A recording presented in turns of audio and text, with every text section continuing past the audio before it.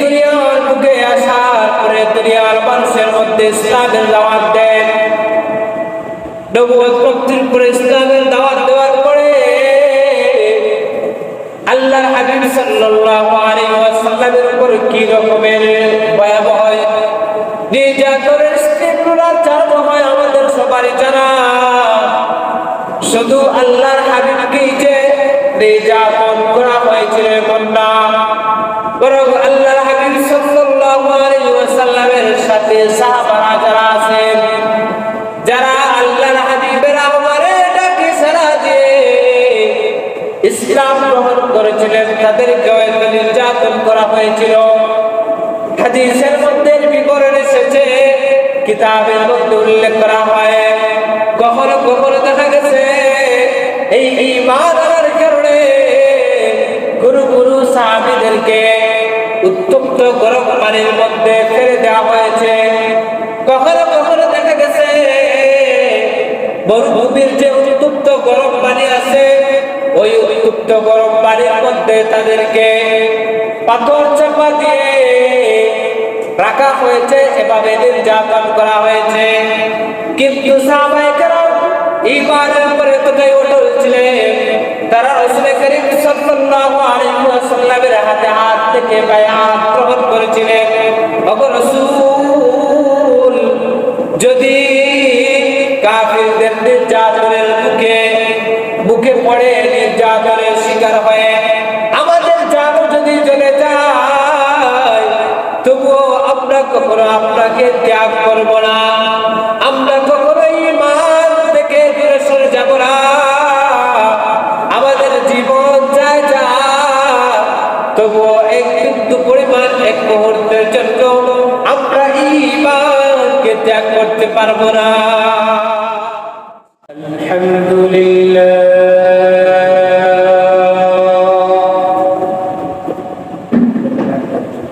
আলহামদুলিল্লাহি নাহমাদুহু ওয়া নাস্তাঈনুহু ওয়া নাস্তাগফিরুহু ওয়া নু'মিনু বিহি ওয়া নাতাওয়াক্কালু আলাইহি ওয়া নাউযু বিল্লাহি মিন শুরুরি আনফুসিনা ওয়া মিন সাইয়্যাতি আ'মালিনা। من يهده الله فلا مضل له ومن يضلل فلا هادي له ونشهد أن لا إله إلا الله وحده لا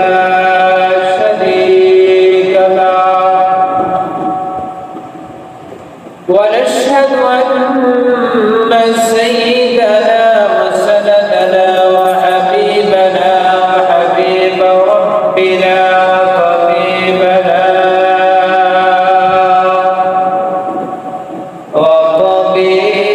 وطبيب قلوبنا ومولانا محمدا عبده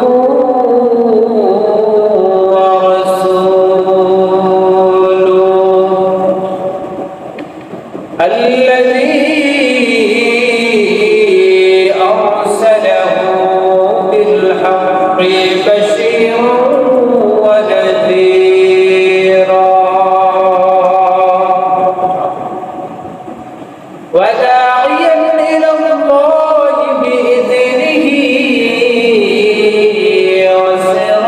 وسراجا منيرا.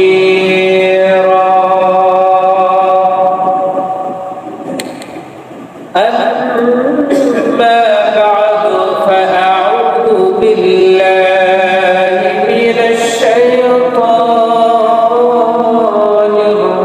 الرجيم.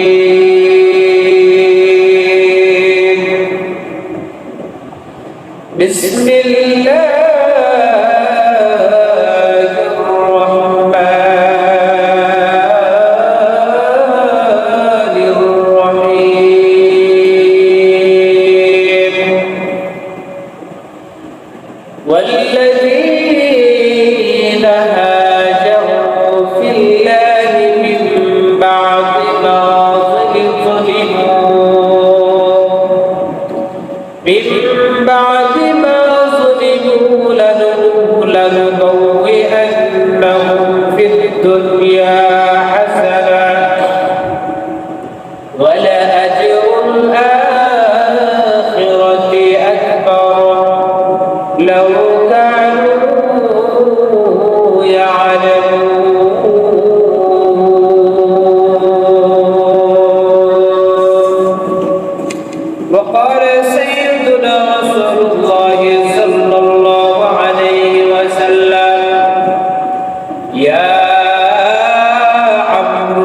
العاص أما علمت أن الإسلام يهدم ما كان قبله وأن الهجرة تهدم ما كان قبلها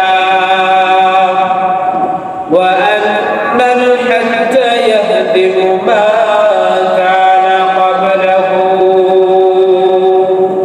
أو كما قال النبي عليه الصلاة والسلام صدق الله مولانا العظيم وصدق رسوله النبي الكريم ونحن على ذلك من الشاهدين والشاكرين والذاكرين والحمد لله رب العالمين اللهم صل على محمد وعلى آل محمد كما صليت على إبراهيم وعلى آل إبراهيم إنك حميد مجيد اللهم بارك على محمد وعلى آل محمد كما باركت على إبراهيم وعلى آل إبراهيم إنك حميد مجيد لا إله إلا الله لا إله إلا الله لا إله إلا الله لا إله إلا الله لا إله إلا الله سبحان الله الحمد لله لا إله إلا الله لا إله إلا الله لا إله إلا الله أسمد زوبي غير الله باهر قربت غير الله أسمد زوبي غير الله باهر قربت غير الله بازر غير الله لا إله إلا الله لا إله إلا الله لا إله إلا الله لا إله إلا الله لا إله إلا الله لا إله إلا الله محمد رسول الله الحمد لله বাহার রব্বুল আলামিনের দরবারে অসংখ্য গণিত শুকরিয়া যে রব্বুল আলামিন আপনাকে আমাকে দয়া করে মায়া করে আল্লাহ রব্বুল আলামিন আমাদের সুস্থ রেখে দুনিয়ার সমস্ত ঝামেলা থেকে পারি করে আল্লাহ রাব্বুল আলামিনের মহান জুমার নামাজ আদায় করার নিয়তে মসজিদে এসে হাজিরা দেওয়ার তৌফিক দান করেছেন। এই জন্য সেই মহান মালিকের দরবারে দিল থেকে মহাব্বতে কালিমাতুশ শুকর পাঠ করি, সকলে পড়ি আলহামদুলিল্লাহ। সম্মানিত হাজিরিন, মহান রব্বুল আলামিন এই দুনিয়ার বুকে দুনিয়ার সংলগ্ন থেকে নিয়ে হযরত আদম আলাইহিস সালাতু ওয়াস সালাম থেকে নিয়ে পর্যন্ত কিয়ামত পর্যন্ত এই সমস্ত মানুষদেরকে সৃষ্টি করেছেন বা করবেন, দুনিয়ার মধ্যে প্রেরণ করবেন, সমস্ত মানুষকে সৃষ্টি করার পিছনে আল্লাহ রাব্বুল আলামিনের মাকসাদ হলো একটাই, সেটা হলো আল্লাহ রাব্বুল আলামিনের গোলামি করা। বান্দা আল্লাহ রাব্বুল আলামিনের গোলামির জন্য তাদেরকে ইবাদতের ক্ষেত্রে সহযোগিতার জন্য, সঠিক পথ হেদায়েতের পথ দেখানোর জন্য আল্লাহ রাব্বুল আলামিন যুগে যুগে আম্বিয়া কেরামদেরকে দুনিয়ার বুকে প্রেরণ করেছিলেন। হযরত আদম আলাইহিস সালাতু ওয়াস সালাম থেকে নিয়ে আমাদের নবী মুহাম্মদুর রাসূলুল্লাহ সাল্লাল্লাহু আলাইহি ওয়াসাল্লাম পর্যন্ত অনেক নবী রাসূলদেরকে আল্লাহ রাব্বুল আলামিন এই দুনিয়ার বুকে পাঠিয়েছিলেন। তারা উম্মতের পিছনে মেহনত করেছে যে উম্মত কিভাবে সিরাতুল মুস্তাকিমের উপর চলতে পারে, সরল সঠিক সুপথ প্রাপ্ত হয়, এর পিছনে মেহনত করেছিলেন। আম্বিয়া কেরাম দুনিয়ার মধ্যে আসার পরে, নবুয়তি পাওয়ার পরে উম্মতের পিছনে মেহনত করেছেন। এই মেহনত করতে গিয়ে, দ্বীনের দাওয়াত দিতে গিয়ে আম্বিয়া কেরাম বিভিন্ন সময় নির্যাতনের, কাফির মুশরিকদের কূপের মুখের সম্মুখীন হয়েছে। আম্বিয়া কেরামদেরকে বিভিন্ন সময় তারা নির্যাতন করত। এমনকি দেখা গেছে এই নবীগণ তারা নিজেদের সর্বস্ব দিয়ে এই দ্বীনের দাওয়াত দিতে থাকতেন। তাদের এই দাওয়াত কোটি সামান্য মানুষেরা গ্রহণ করত, আর অধিকাংশ মানুষ ডাকুন্স করে দাওয়াত গ্রহণ না করে তাদের বিরুদ্ধে লেগে যায়। তাদেরকে তো কষ্ট দিতই পাশাপাশি এই সমস্ত মানুষেরা আম্বিয়া কেরামদের আহ্বানে সাড়া দিয়ে ঈমান আনয়ন করতে তাদেরকেও কষ্ট দিত। সেই ধারাবাহিকতায় প্রত্যেক আম্বিয়া কেরামদের জীবনে আল্লাহ রাব্বুল আলামিন এইরকম একটা পরীক্ষা রেখেছিলেন। তারা যখনই দ্বীনের দাওয়াত দিয়েছিলেন তখনই তাদের পিছনে কাফের মুশরিকরা লেগে গিয়েছিল। কখনো দেখা গেছে তাদের উপর নির্যাতন করা হয়েছে, কখনো তাদেরকে আনন্দ করে দেওয়ার চিন্তা ফিকির করা হয়েছে, কখনো কখনো দেখা গেছে তাদের যে সম্মানিত ভূমি থেকে তাদেরকে বিতাড়িত করে দেওয়া হয়েছে। এটা সমস্ত আম্বিয়া কেরামের জীবনে ছিল। কারণ আল্লাহ রাব্বুল আলামিনের যখন ফয়সালা, সিদ্ধান্ত চূড়ান্ত যখন হয়ে যায় যে কাফিরদেরকে আযাব দেওয়া, আর আম্বিয়া কেরামদেরকে শেষ পরীক্ষার সম্মুখীন করে তাদেরকে সাহায্য করার, তাদের বিজয়ের সূচনা যখনই আল্লাহ রাব্বুল আলামিন সিদ্ধান্ত গ্রহণ করেন, তখনই এই হিজরত নামক কঠিন এক পরীক্ষার মধ্যে আল্লাহ রাব্বুল আলামিন ইমানদারদেরকে, নবী রাসূলদেরকে সম্মুখীন করেছিলেন। যেমনি ভাবে কিতাবের মধ্যে পাওয়া যায়, উদাহরণস্বরূপ হযরত ইব্রাহিম আলাইহিস সালাতু ওয়াস সালামের কথা। হযরত ইব্রাহিম আলাইহিস সালাতু ওয়াস সালাম এমন একটা ফ্যামিলির মধ্যে জন্মগ্রহণ করেছিলেন যেই ফ্যামিলির সবাই ছিল মুশরিক, যারা এবং বাবার ঘরে জন্মগ্রহণ করেছিল যিনি নিজেই একজন মূর্তি পূজক ছিলেন।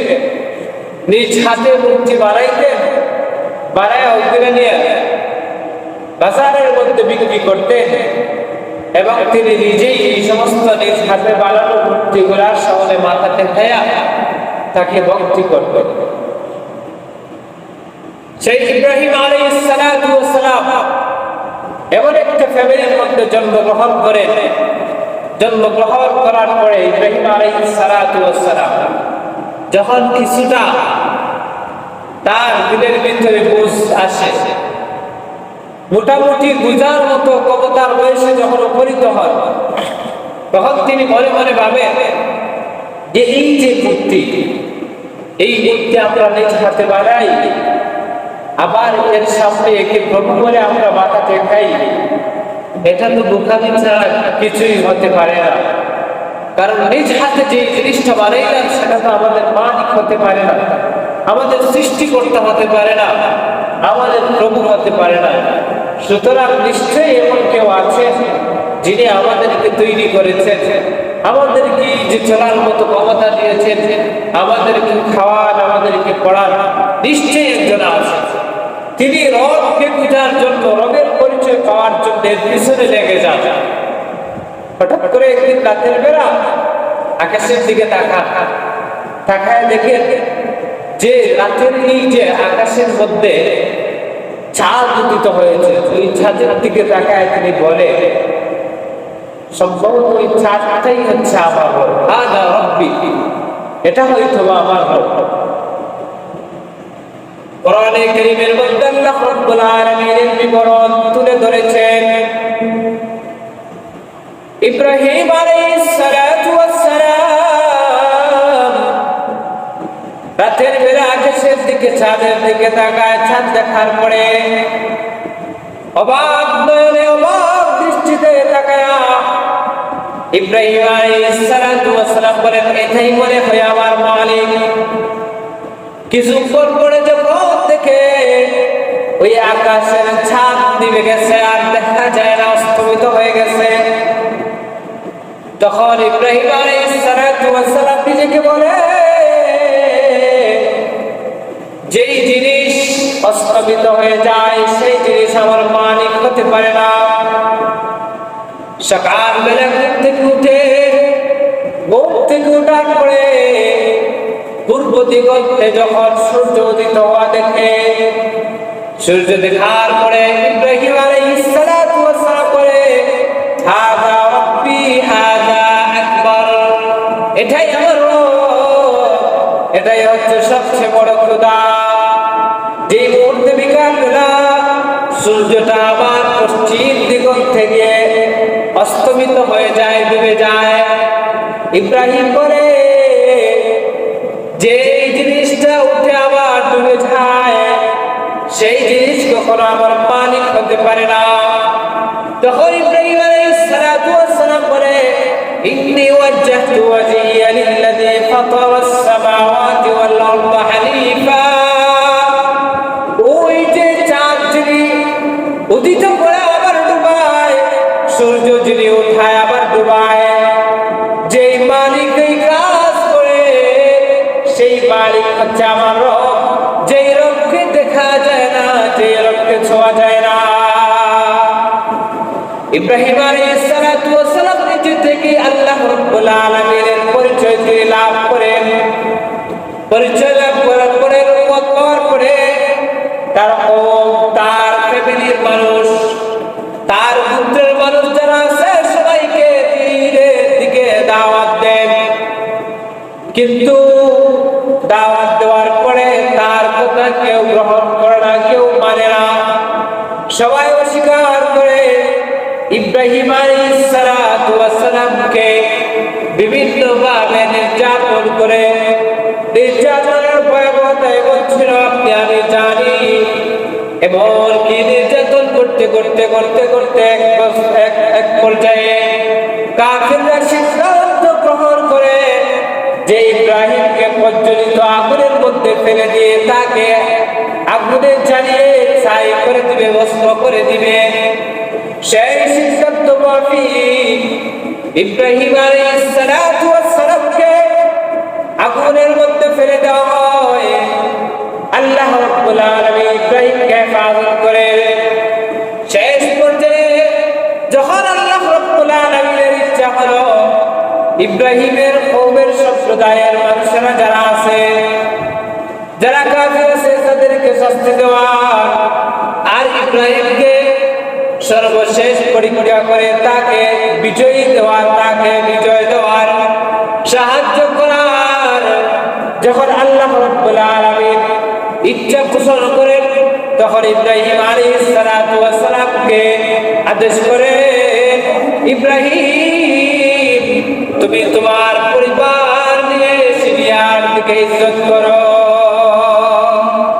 ইব্রাহিম আলাইহিস সালাতু ওয়াস সালাম আল্লাহ রাব্বুল আলামিনের আদেশে মাতৃভূমির মায়া ত্যাগ করে ফ্যামিলি সম্প্রদায় মানুষদেরকে ছেড়ে তিনি সিরিয়ার দিকে হিজরত করেন। কিতাবের মধ্যে লেখা হয়, আল্লামা ইবনে কাসির রাহমাতুল্লাহি আলাইহি লিখে, হযরত ইব্রাহিম আলাইহিস সালাতু ওয়াস সালাম সিরিয়ায় হিজরতের আগে তার অনুসৃত সন্তান ছিল না, তিনি নিঃসন্তান ছিলেন। শুধুমাত্র তাদের পরিবারের মধ্যে একটাই সন্তান ছিল, লূত ইবনে হারুন ইবনে আযর। এই লূত তার ভাতিজা ছাড়া তাদের ফ্যামিলির মধ্যে আর কোনো সন্তানাদি ছিল না। আল্লামা ইবনে কাসির রাহমাতুল্লাহি আলাইহি লিখেন, হযরত ইব্রাহিম আলাইহিস সালাতু ওয়াস সালাম যখনই সিরিয়ার মধ্যে হিজরত করেন, হিজরত হওয়ার পরে আল্লাহ রাব্বুল আলামিন তাকে সাহায্য করে তার ভাগ্যকে বলে দেন। দেখা গেছে ওই হিজরতের পরে আল্লাহ রাব্বুল আলামিন তার ওই বদ্ধা স্ত্রীর ওরস থেকে, গর্ভ থেকে আল্লাহ রাব্বুল আলামিন তাকে কয়েকটা সন্তান দান করেন। সুবহানাল্লাহ। শুধুমাত্র এই যে সন্তান যে আল্লাহ রাব্বুল আলামিন তাকে দান করে নেবেন না, বরং এই হিজরতের মাধ্যমে আল্লাহ রাব্বুল আলামিন তাকে এমনভাবে সম্মানিত করেছেন, এমনভাবে পুরস্কৃত করেছেন যে কিতাবের মধ্যে লেখা হয় যে ইব্রাহিম আলাইহিস সালাতু ওয়াস সালামের হিজরতের পরে, ইব্রাহিম আলাইহিস সালাতু ওয়াস সালাম থেকে নিয়ে আমাদের নবী মুহাম্মদুর রাসূলুল্লাহ সাল্লাল্লাহু আলাইহি ওয়াসাল্লাম পর্যন্ত যত আম্বিয়া কেরাম দুনিয়াতে আবির্ভাব হয়েছিলেন, আগমন করেছিলেন, সমস্ত আম্বিয়া কেরাম ছিলেন ইব্রাহিম আলাইহিস সালাতু ওয়াস সালামের বংশ থেকে। সুবহানাল্লাহ। শুধু তাই নয়, বরং ইব্রাহিমের পরে যত আসমানি কিতাব আল্লাহ রাব্বুল আলামিন নাযিল করেছিলেন দুনিয়ার মধ্যে, সমস্ত আসমানি কিতাব এই ইব্রাহিমের সন্তানদের উপর আল্লাহ রাব্বুল আলামিন নাযিল করেছিলেন। এইরকম ভাবে আল্লাহ রাব্বুল আলামিন তাদেরকে সাহায্য করেছিলেন। আল্লাহ রাব্বুল আলামিনের ভরসা ছিল, ইব্রাহিম হিজরত করেছেন নিরাপদে এমন একটা জায়গার মধ্যে চলে যান, যেই জায়গার মধ্যে গিয়ে নিরাপদে স্বাচ্ছন্দ্যে প্রশান্তি মনে তিনি যেন আল্লাহ রাব্বুল আলামিনের গোলামি করতে পারেন, রব্বুল আলামিনের বিধিবিধান যেন তিনি পালন করতে পারেন। এজন্য আল্লাহ রাব্বুল আলামিন ইব্রাহিম আলাইহিস সালাতু ওয়াস সালামকে হিজরতের আদেশ দিয়েছিলেন।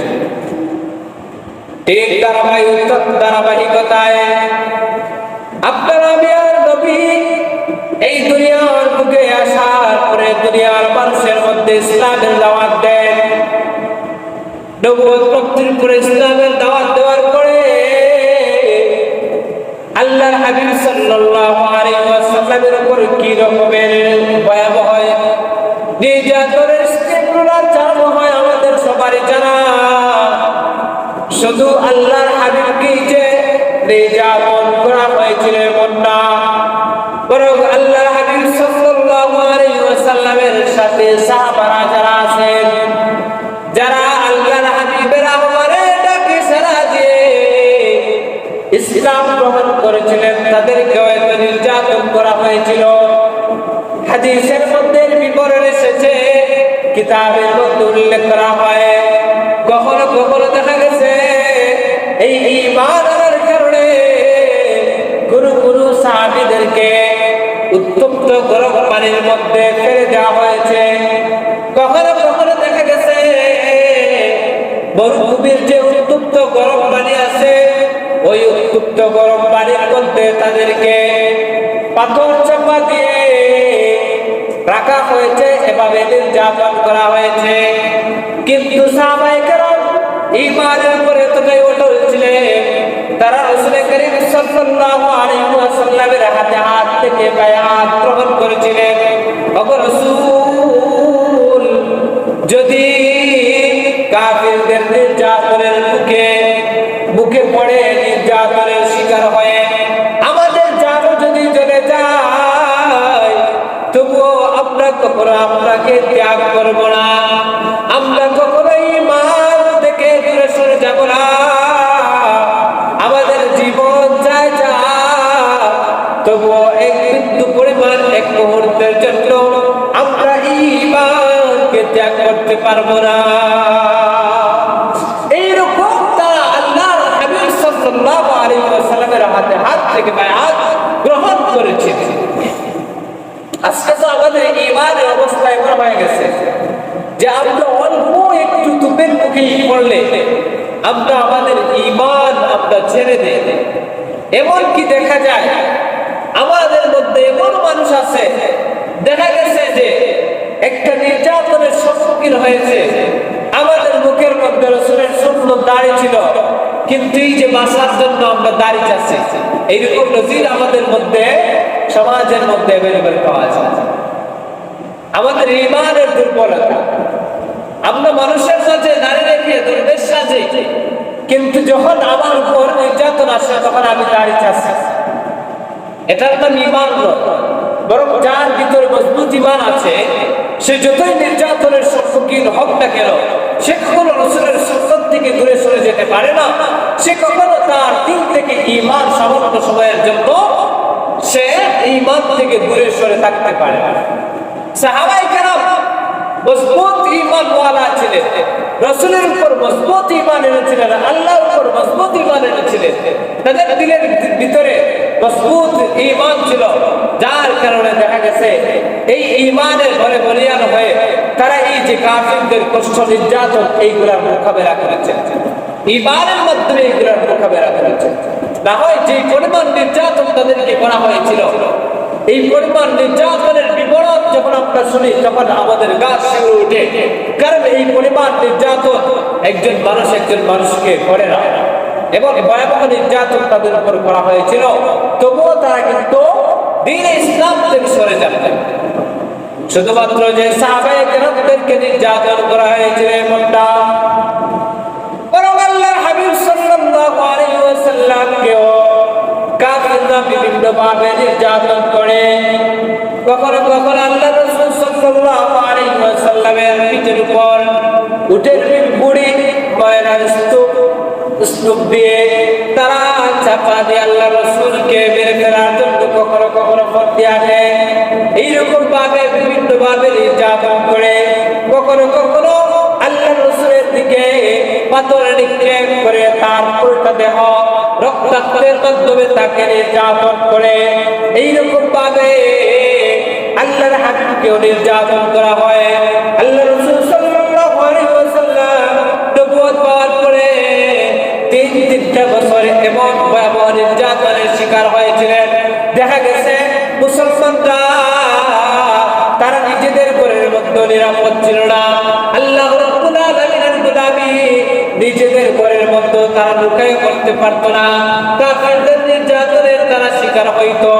শেষ পর্যায়ে আল্লাহর হাবিব সাল্লাল্লাহু আলাইহি ওয়াসাল্লাম যখন কাফেরদের এমন নির্যাতনের স্টিমুলারের বিষয়টা তিনি দেখলেন, সাহাবায়ে কেরামের ধৈর্য দেখার পরে আল্লাহর হাবিব সাল্লাল্লাহু আলাইহি ওয়াসাল্লাম সাহাবায়ে কেরামদের দিয়ে পরামর্শ করলেন, তাদেরকে পরামর্শ দিলেন, আমার সাহাবায়ে কেরাম তোমরা নিরাপদে এমন কোন দেশের মধ্যে তোমরা চলে যাও হিজরত করে, যেখানে গিয়ে তোমরা আরামের সহিত প্রশাসনের সহিত আল্লাহর বিধান তোমরা পালন করতে পারবা, তোমরা তোমাদের ঈমানের পালন করতে পারবা। সেই সিদ্ধান্ত কবে, পরামর্শ কবে আল্লাহর হাবিব সাল্লাল্লাহু আলাইহি ওয়াসাল্লাম নবুয়ত প্রাপ্তির 50 বছর সাহাবায়ে কেরামদেরকে আবিসিনিয়ার দিকে হিজরতের জন্য আদেশ করেন। সাহাবায়ে কেরামের প্রাথমিকভাবে 15 জন সাহাবায়ে কেরাম নারী পুরুষ সহ তারা আবিসিনিয়া থেকে হিজরত করে ওই আবিসিনিয়ার তৎকালীন বাদশা ছিলেন বাদশা নাজাশী। সেই বাদশা নাজাশী পরবর্তীতে ইসলাম গ্রহণ করে মুসলমানদের প্রতি সদয় ছিলেন, যার কারণে এই সাহাবায়ে কেরাম যখন হিজরত করে আবিসিনিয়ার মধ্যে যা সেখানে গিয়ে আশ্রয় গ্রহণ করে বাদশা নাজাশী যাদেরকে আশ্রয় দেয় তাদেরকে নিরাপদে থাকতে দেয়। সেখানে সাহাবায়ে কেরাম নিরাপদের সাথে সেখানে অবস্থান করে ওই যে 15 জন সাহাবী পুরুষ নারী মিলে আবিসিনিয়া থেকে হিজরত করে এই 15 জন সাহাবীর মধ্য থেকে একজন সাহাবী যার নাম ছিল খালিদ। ওই খালিদ ইবনে ওয়ালিদ বরং আরেকজন সাহাবী ছিলেন যার নাম ছিল খালিদ রাদিয়াল্লাহু তাআলা আনহু। হযরত খালিদ রাদিয়াল্লাহু তাআলা আনহু ওই হিজরতের সফরের সময়ে তিনি এক জায়গায় গিয়ে সাপের কামড়ে আক্রান্ত হন। ওই সাপের কামড়ে আক্রান্ত হয়ে তিনি শাহাদাত বরণ করে ইন্তেকাল করেন। তার সারে আল্লাহ রাব্বুল আলামিন কোরআনে কারীমের মধ্যে তার মর্যাদা বর্ণনা করতে গিয়ে কোরআনে কারীমের মধ্যে আয়াত নাযিল করেন, যদি কোনো ব্যক্তি হিজরত করতে গিয়ে রাস্তার মধ্যে প্রতিবন্ধে যদি ইন্তেকাল করে তাহলে তার পুরস্কারকে আল্লাহ রাব্বুল আলামিন কোরআনে কারীমের মধ্যে আয়াত নাযিল করে উম্মতদেরকে এই জিনিসটা জানায় দেন। রব্বুল আলামিন বলেন, ওয়া মান ইউহাজির ফি সাবিলিল্লাহ ইয়াজিদ মুরাগাবান কাসীরান ওয়া সাআ। যেই লোকটা আল্লাহ রাব্বুল আলামিনের জন্য রব্বুল আলামিনের রাস্তায় হিজরত করে সে এই দুনিয়ার ভূমিকে প্রশস্ত দেখতে পাবে, তার জন্য অনুগ্রহ পাবে। আল্লাহ রাব্বুল আলামিন বলেন, ওয়া মান ইয়াখরুজ মিন বাইতিহি মুহাজিরান ইলাল্লাহি ওয়া রাসূলিহি। যেই লোকটা তার নিজের ঘর থেকে আল্লাহ এবং তার রাসূলের জন্য হিজরত করে সুম্মা ইউদরিকুল মাউত, এবং প্রতিবন্ধে যদি তার মৃত্যু এসে যায়, মরণ পেয়ে বসে, আল্লাহ রাব্বুল আলামিন বলেন, ফাকাদ ওয়াকা আজরুহু আলাল্লাহ। তার প্রতিদান আল্লাহ রাব্বুল আলামিনের হাতে রয়েছে। ওই লোকটার প্রতিদান আল্লাহ রাব্বুল আলামিনের হাতে রয়েছে। সাহাবায়ে কেরামদের ওই দল নবুয়তের ৫ম বছরে তারা হিজরত করে আবিসিনিয়ার মধ্যে যান। এরপরে আরো 2 বছর পরে 100 জনের একটা কাফেরা আবিসিনিয়ার মধ্যে হিজরত করে। এইরকম ভাবে সাহাবায়ে কেরাম হিজরত করেন। এই হিজরতের আদেশটা ছিল আল্লাহ এবং তার রাসূলের পক্ষ থেকে, যার কারণে আল্লাহ এবং তার রাসূলের পক্ষ থেকে হওয়ার কারণে তারা আল্লাহ এবং রাসূলের আদেশকে ফরমানকে মানতে গিয়ে তারা হিজরত করে।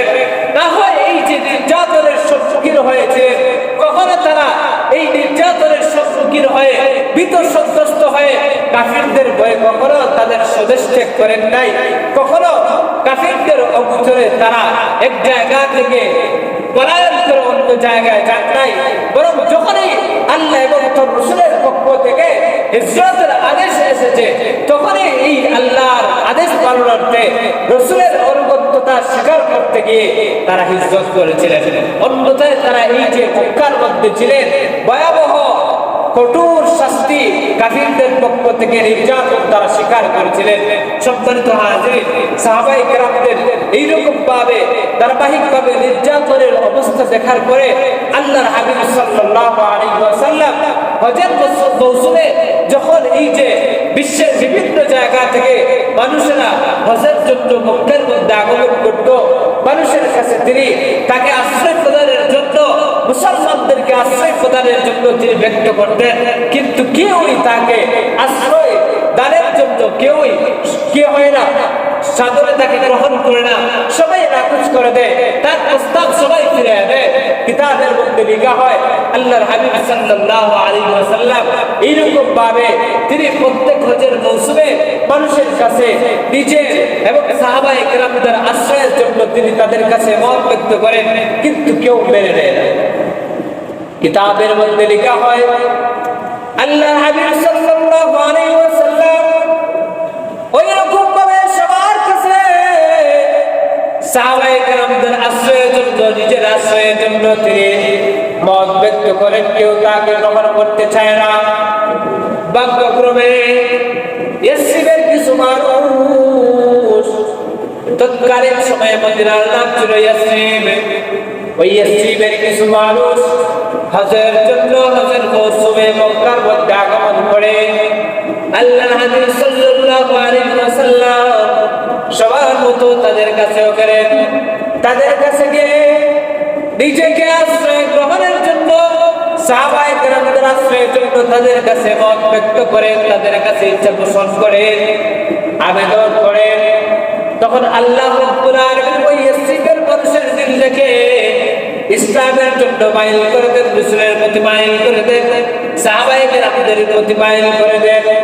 আল্লাহর হাবিব সাল্লাল্লাহু আলাইহি ওয়াসাল্লাম যেই মুহূর্তে তার নিজের আশ্রয় সাহাবায়ে কেরামদের আশ্রয়ের কথা বললেন, তখন তার সন্তুষ্ট চিত্তে বেড়ে এল। ওই সমস্ত মানুষেরা মদিনার মধ্যে আসার পরে, ইয়াসরিবের মধ্যে আসার পরে মুহাম্মদুর রাসূলুল্লাহ সাল্লাল্লাহু আলাইহি ওয়াসাল্লামের আলোচনা চতুর্দিকে ছড়ায় দিল। সবার মধ্যে শুধু মুহাম্মদের আলোচনা শোনা যায়। মক্কার হইতে নির্যাতিত সাহাবায়ে কেরাম তাদের কথাই শোনা যায়। আল্লাহ রাব্বুল আলামিন তখন সাহাবায়ে কেরামদেরকে হিজরতের জন্য আদেশ করেন।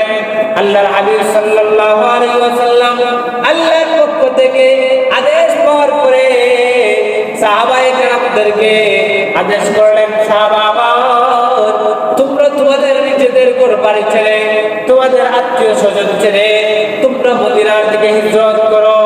সাহাবায়ে কেরাম ওই যে মক্কার মধ্যে তাদের যে আত্মীয় স্বজন আছে, তাদের ভিটামাটি আছে, তাদের জন্মভূমি পরিত্যাগ করে জন্মভূমির মায়া ছেড়ে আল্লাহ রাব্বুল আলামিনের আদেশ পালনার্থে রাসূল কারীম সাল্লাল্লাহু আলাইহি ওয়াসাল্লামের অনুগত্যতা পোষণ করতে গিয়ে তারা নিজেদের ওই যে ভিটামাটি বাপদাদার ভিটামাটি ছেড়ে তারা মদিনার দিকে দলে দলে দলে দলে গোপনে প্রকাশ্যে তারা হিজরত করেন।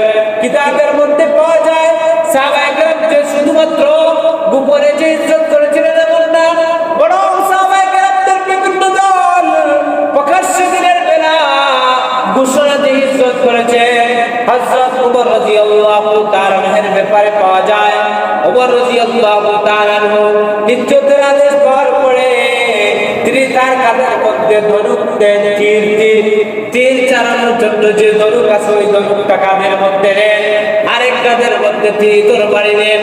ওই ধনুক এবং তরবারি নিয়ে তিনি বাইতুল্লাহর মধ্যে চলে যান। কাবা শরীফের চতুর্দিকে তওয়াফ করেন। ওই কাবার মধ্যে মক্কার অনেক মুশরিকরা উপস্থিত ছিল। কাবার চতুর্দিকে তিনি তওয়াফ করার পরে বাকায়ে ইব্রাহিমের মধ্যে দাঁড়ায়া 2 রাকাত নফল নামাজ আদায় করার পরে তিনি উচ্চ সুরে ঘোষণা করে আসুকি মুরকুর হতভাগা, আসুকি মুরকুর দুর্ভাগা, যে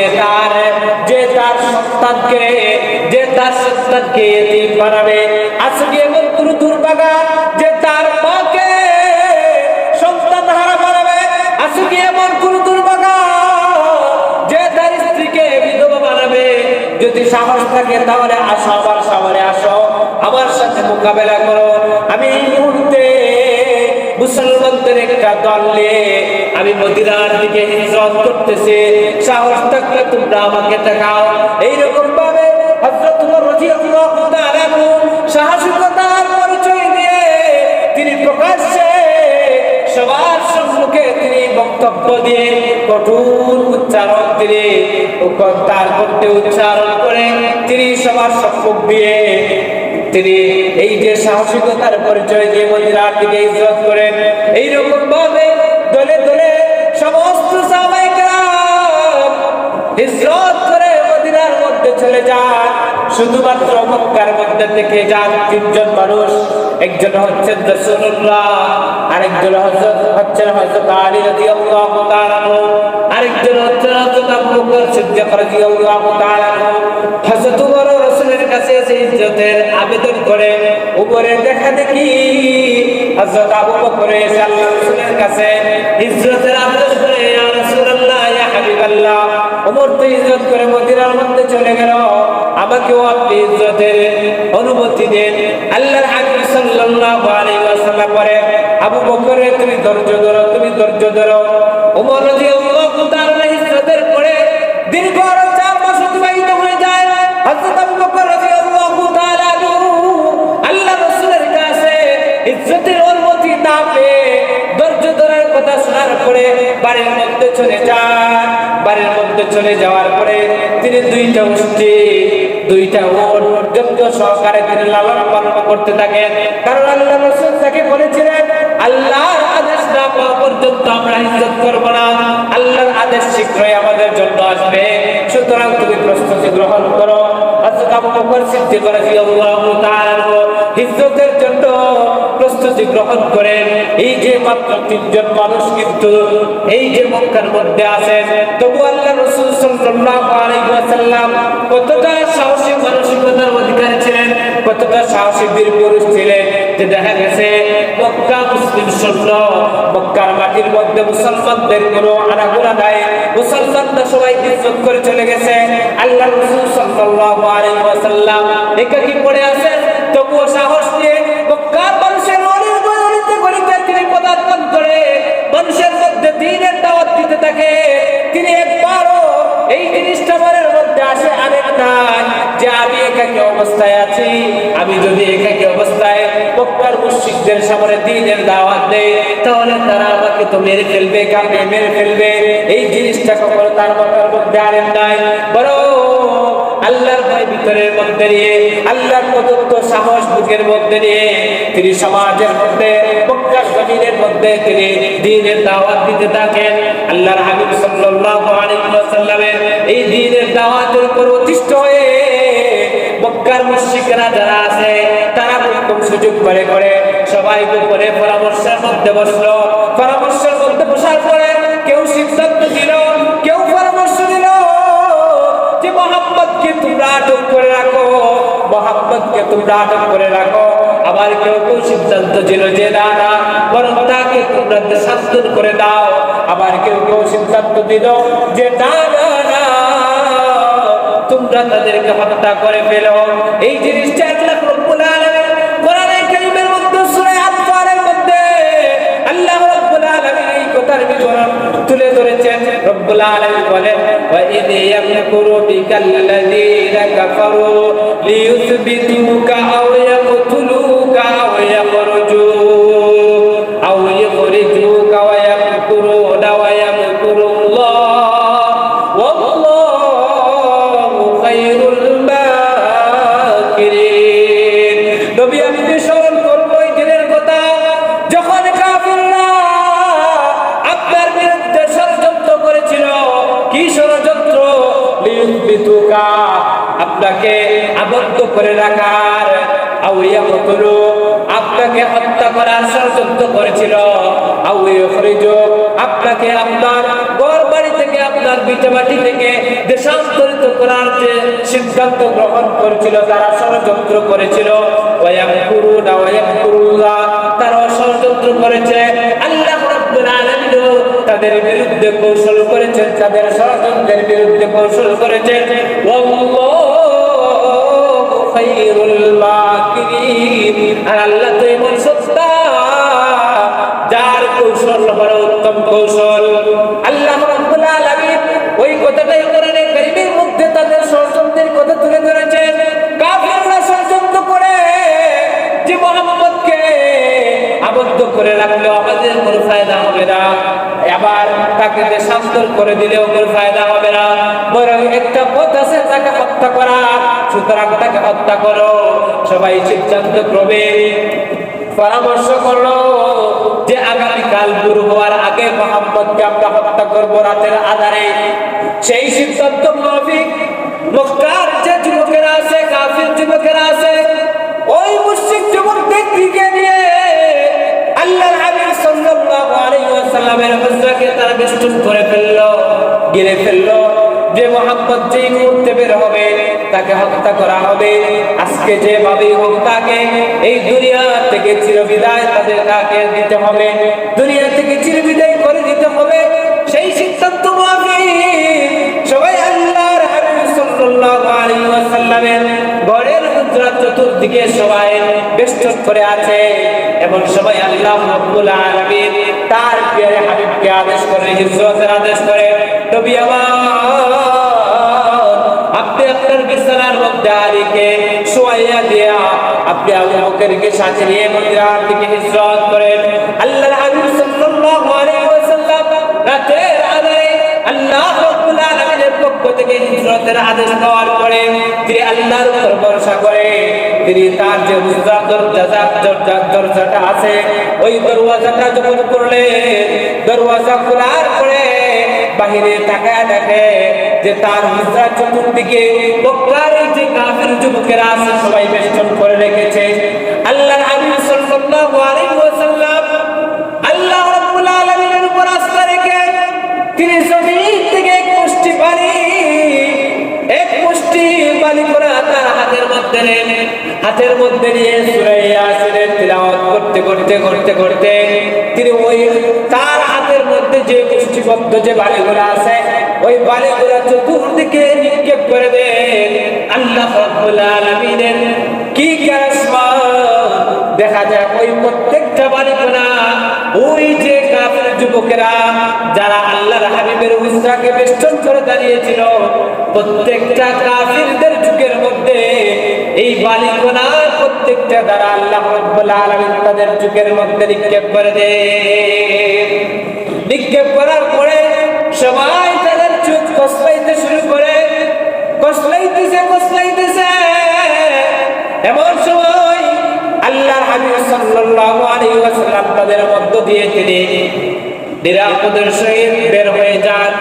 বের হয়ে গিয়ে সর্বপ্রথম হযরত আবু বকর সিদ্দিক রাদিয়াল্লাহু তাআলা এর ঘরের মধ্যে গিয়ে দরজার মধ্যে করাঘাত করেন। আবু বকর ঘরে আসেনি, সোজা কাছে আবু বকর রাদিয়াল্লাহু তাআলা যেই মুহূর্তে আল্লাহর রাসূলের করতে আওয়াজ শুনলেন সাথে সাথে জবাব দিলেন, লাব্বাইকা ইয়া রাসূলুল্লাহ, ইয়া রাসূলুল্লাহ, আমি হাজির বলে দিলেন, দরজাটা খুলে দিলেন। আল্লাহর হাবিব সাল্লাল্লাহু আলাইহি ওয়াসাল্লাম বলেন, আবু বকর এখন তো গভীর রাত, তুমি কি ঘুমাও নাই? হযরত আবু বকর বলে, আল্লাহর হাবিব ওই যে দীর্ঘ 4 মাস আগে আমি আপনার কাছে হিজরতের অনুমতি চেয়েছিলাম, তখন আপনি বলেছেন যে আল্লাহ শীঘ্রই আমাদেরকে হিজরতের অনুমতি দিবেন, এই পর্যন্ত অপেক্ষা করো। ওই দিন থেকে নিয়ে আজ পর্যন্ত দীর্ঘ 4 মাস অতিবাহিত হয়ে যায়, কোনটা রাত্রি আমি আবু বকরের বিছানার মধ্যে লাগে নাই। আল্লাহু আকবার। আবু বকর করে, কারণ কি জানেন ইয়া রাসূলুল্লাহ, আপনি যদি রাতের কোন আধারে আপনি আমার ঘরের দরজার সামনে এসে করাঘাত করেন, আবু বকর বলে ডাকতেন, আর আমি আবু বকর যদি আপনি রাসূলের ডাকে সাথে সাথে যদি সাড়া দিতে না পারে, তাহলে তো আল্লাহ আমার উপর নারাজ হয়ে যাবেন, আপনি আমার উপর নারাজ হয়ে যাবেন। আর আল্লাহ এবং তার রাসূল যদি আমার উপর নারাজ হয়ে যান, তাহলে আমার কি অবস্থা হয়ে যাবে। সুতরাং আমি ওই দিন থেকে নিয়ে আজ অবধি একটা মুহূর্তের জন্য আমার পিঠটা রাতের আধারে আমি কখনো বিছানার মধ্যে লাগাই নাই। আল্লাহর হাবিব সাল্লাল্লাহু আলাইহি ওয়াসাল্লাম এবং কলিজার টুকরা সাহাবায়ে কেরামদেরকে পেয়েছিলেন, যারা কখনো আল্লাহ রাসূল সাল্লাল্লাহু আলাইহি ওয়াসাল্লামকে ত্যাগ করেন নাই। আল্লাহ রাসূল সাল্লাল্লাহু আলাইহি ওয়াসাল্লামের সাথে দুঃখে সুখে সব সময় তারা সঙ্গী ছিলেন। আল্লাহর হাবিব সাল্লাল্লাহু আলাইহি ওয়াসাল্লাম একদিন বলেন, আমার সাহাবায়ে কেরাম তোমরা তো জানো হযরত মুসা আলাইহিস সালাতু ওয়াস সালামের এই যে সাথীরা যারা ছিল, যারা মুসা আলাইহিস সালাতু ওয়াস সালামের উপর ঈমান এনেছিল, আল্লাহর নবী মুসা আলাইহিস সালাতু ওয়াস সালাম যখন যুদ্ধের কথা তাদেরকে বলেছিলেন, তখন তারা বলেছিল যে তুমি এবং তোমার মালিক মিলে, তুমি এবং তোমার আল্লাহ মিলে যুদ্ধ করো, আমরা তোমার সাথে নাই। এই বেলায় যদি আমিও যদি তোমাদেরকে জিহাদের আহ্বান করি, তাহলে তোমাদের জবাব কি হবে? তখন সাহাবায়ে কেরাম ডাক দিয়ে বলতে লাগলেন, ইয়া রাসূলুল্লাহ, ইয়া হাবিবাল্লাহ, মুসা আলাইহিস সালাতু ওয়াস সালামের সাথীরা যুদ্ধের সময়, বিপদের সময় তাকে ত্যাগ করেছে, কিন্তু আল্লাহর হাবিব আল্লাহে, আল্লাহর শপথ করে বলি, আপনি যদি আমাদেরকে আপনার হেফাজতের জন্য যদি বলেন, আমাদের নিজেদের জানকে বিলিয়ে দেওয়ার জন্য, তাহলে আমরা আপনাকে নিরাপদে রাখার জন্য আপনার সাগরের পিছনে ডানে বামে চতুর্দিক দিয়ে আমরা লড়াই করে যাব, কিন্তু কখনো আমরা আপনাকে ত্যাগ করব না। এমন একজন সাহাবী আল্লাহর হাবিব সাল্লাল্লাহু আলাইহি ওয়াসাল্লাম পেয়েছিলেন। আল্লাহর হাবিব সাল্লাল্লাহু আলাইহি ওয়াসাল্লাম হযরত আবু বকর সিদ্দিককে সাথে নিয়ে মদিনার দিকে রওনা হন। আবু বকর ওই যে আগে থেকে দুইটা উট তিনি লালন পালন করেছিলেন হিজরতের জন্য। একটা উটের মধ্যে আল্লাহর হাবিব আরোহণ করেন, আরেকটা উটের মধ্যে হযরত আবু বকর আরোহণ করেন। আবু বকর কখনো সামনে যায়, কখনো আল্লাহর রাসূলের পিছনে যায়। কারণ কি? আবু বকর তিনি মনে মনে ভাবে, যদি সামনে থেকে এসে কাফেররা আল্লাহর রাসূলের উপর নির্যাতন করে, এজন্য তিনি ওই কথা যখন তার মনের মধ্যে আসে, তখন তিনি সামনে আগায় যায়, আবার পিছনে নামে। কারণ এমন হইতে পারে পিছন থেকে কেউ আল্লাহর রাসূলের উপর আক্রমণ হানতে পারে, এজন্য পিছিয়ে যায়। এইরকম ভাবে আল্লাহর হাবিব সাল্লাল্লাহু আলাইহি ওয়াসাল্লাম সাওয়ার পর্বতের মধ্যে গিয়ে, সাওয়ার যে গুহা আছে, ওই সাওয়ার গুহার মধ্যে আল্লাহর হাবিব সাল্লাল্লাহু আলাইহি ওয়াসাল্লাম আবু বকরকে সাথে নিয়ে 3 দিন আত্মগোপন করেন।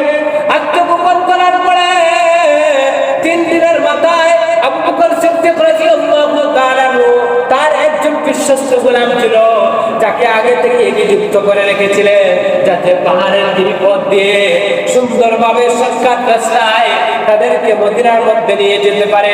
আল্লাহর হাবিব সাল্লাল্লাহু আলাইহি ওয়াসাল্লাম মদিনার পথে অগ্রসর হইতেছেন। এমন সময় পুরস্কারের কথা শোনার পরে একজন কাফির আল্লাহর রাসূল সাল্লাল্লাহু আলাইহি ওয়াসাল্লামের পিছনে দাওয়া করলো। এতটাই নিকটবর্তী হয়ে গেল যে আল্লাহর রাসূল সাল্লাল্লাহু আলাইহি ওয়াসাল্লামের জবানের যে কোরআন তিলাওয়াতের আওয়াজ, সে তার কানের মাধ্যমে স্পষ্ট তার কানের মধ্যে ভেসে আসছিল। তাদেরকে ধরে ফেলবে। এমন সময় হযরত আবু বকর সিদ্দিক রাদিয়াল্লাহু তাআলা বলেন, ইয়া রাসূলুল্লাহ, ইয়া হাবিবাল্লাহ, হইতে দেখেন না কাফিররা আমাদেরকে ধরে ফেললো। তখন আল্লাহ রাব্বুল আলামিন আয়াত নাযিল করে আবু বকরকে আল্লাহর হাবিবের মাধ্যমে জানায়া দেন, লা তাহজান ইন্নাল্লাহা মা'ানা।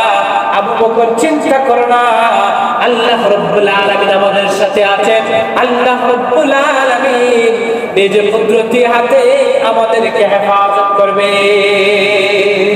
যে মুহূর্তে একদম কাছাকাছি চলে আসছে, আল্লাহ রাসূল সাল্লাল্লাহু আলাইহি ওয়াসাল্লাম পিছনে তাকায় না, আবু বকর বারবার তাকায়, একটু ধরে ফেললো।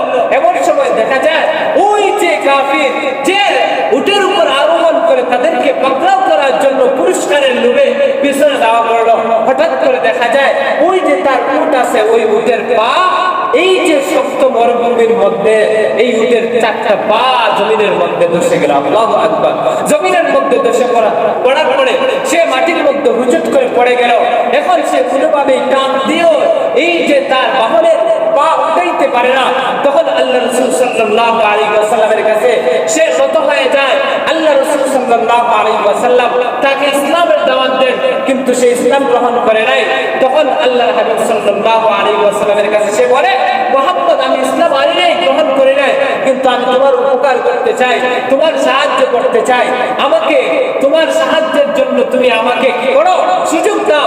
আল্লাহর হাবিব সাল্লাল্লাহু আলাইহি ওয়াসাল্লাম বলেন যে তোমাকে এতটুকুই সুযোগ দিতে পারি, সাহায্য করবা, ঠিক আছে, তুমি অন্তত আমরা মদিনায় পৌঁছার আগ পর্যন্ত তুমি এই খবর আর কাউকে বলো না। ওই লোকটা মদিনায় পৌঁছার আগ পর্যন্ত এই খবরটা কাউকে বলে নাই।